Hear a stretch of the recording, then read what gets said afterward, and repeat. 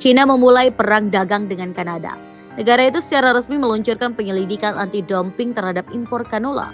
Kementerian Perdagangan China mengatakan penyelidikan tersebut akan memeriksa impor dari 1 Januari hingga 31 Desember 2023. Beijing menambahkan bahwa bukti dan informasi awal menunjukkan adanya dumping biji minyak kanola.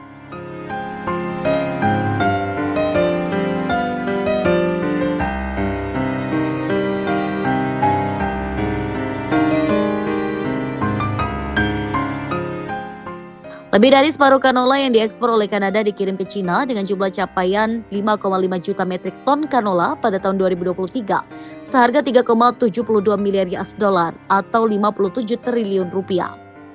Impor kanola dari Kanada mencapai 94% dari total seluruh impor biji-bijian China.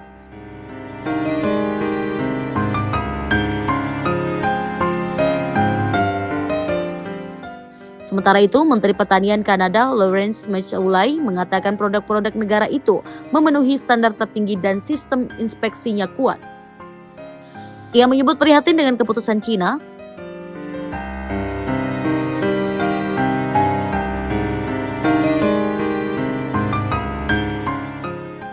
Sebelumnya, serangan ke kanola Kanada dilakukan pasca Ottawa mendeklarasikan tarif 100% atas impor kendaraan listrik dan tarif 25% atas impor baja serta aluminium Beijing. Rencananya ini akan diberlakukan 1 Oktober dan 15 Oktober mendatang.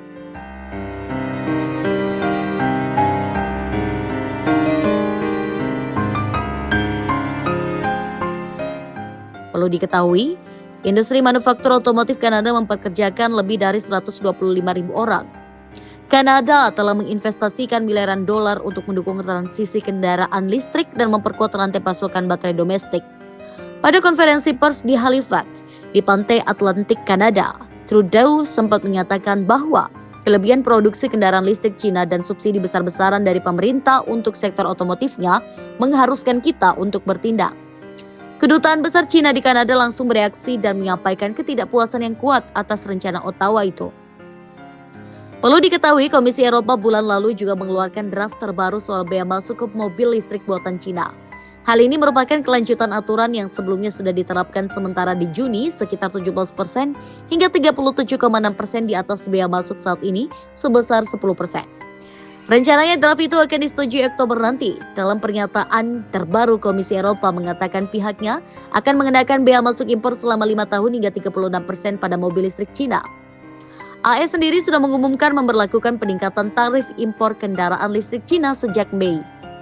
AS bahkan meningkatkannya hingga 4 kali lipat menjadi 100%. Sebelumnya pajak impor yang berlaku adalah 25%. Kebijakan ini bahkan sudah resmi berlaku 1 Agustus lalu. Di saat yang sama, AS juga menaikkan tarif impor sel surya dari China naik 2 kali lipat menjadi 50%. AS juga menggandakan tarif semikonduktor China dari 25% menjadi 50%. Lalu meningkatkan 3 kali lipat tarif impor produk baja dan aluminium menjadi 25%.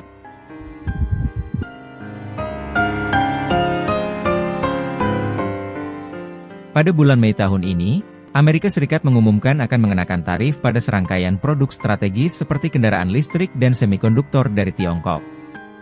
Uni Eropa mengikutinya dan meluncurkan penyelidikan anti-subsidi pada mobil impor Tiongkok. Bahkan Kanada, yang selalu menjaga hubungan perdagangan yang relatif stabil dengan Tiongkok, telah bergabung dalam pembatasan impor Tiongkok. Pada bulan Agustus tahun ini, Kementerian Keuangan Kanada mengumumkan bahwa mereka akan mengenakan tarif hingga 100% pada kendaraan listrik Tiongkok dan tarif 25% pada baja dan produk aluminium. Banyak orang meyakini pada saat itu bahwa tindakan keras ini akan memberikan pukulan berat bagi industri manufaktur Tiongkok. Namun, secara tak terduga, kurang dari sehari setelah Kanada mengumumkan kebijakan kenaikan pajak ini, Tiongkok segera merespons dengan keras dan meluncurkan 4 tindakan balasan berturut-turut.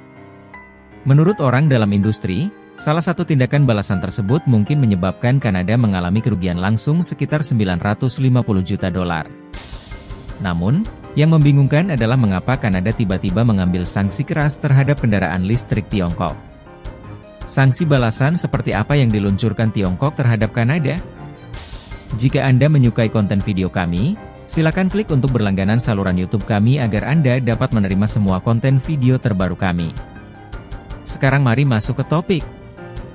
Hari ini, kita semua tahu bahwa kendaraan listrik Tiongkok sangat populer di seluruh dunia dalam beberapa tahun terakhir, meskipun dengan harga yang mahal. Kini, ekspor kendaraan listrik Tiongkok telah menyebar ke lebih dari 180 negara dan wilayah, mencakup hampir seluruh dunia, termasuk Eropa, Asia, Oseania, Amerika, dan Afrika. Menurut data, total ekspor mobil Tiongkok mencapai 2,5 juta pada tahun 2022, meningkat tajam sebesar 56,7% dibandingkan tahun sebelumnya. Di antaranya, volume ekspor kendaraan energi baru mencapai 680.000, lebih dari 2 kali lipat. Tentu saja, kendaraan energi baru Tiongkok juga menarik perhatian di pasar dalam negeri. Volume produksi dan penjualan pada tahun 2022 mencapai 7,05 juta dan menduduki peringkat pertama dunia selama 8 tahun berturut-turut. Pada tahun 2023, momentum ini tidak melemah. Data yang lebih cepat menunjukkan bahwa total ekspor mobil Tiongkok melonjak menjadi 4,6 juta kendaraan pada tahun tersebut. Dengan ekspor kendaraan energi baru mencapai 1,2 juta, peningkatan sebesar 77,6%, sekali lagi memecahkan rekor sejarah. Momentum pertumbuhan yang kuat ini tidak berhenti pada tahun 2024. Data menunjukkan bahwa ekspor mobil Tiongkok meningkat lebih dari 30% pada paruh pertama tahun ini, mencapai 2,79 juta kendaraan. Dari angka tersebut, tidak sulit untuk melihat bahwa kendaraan listrik Tiongkok tidak hanya populer di pasar global tetapi juga semakin dikenal oleh konsumen.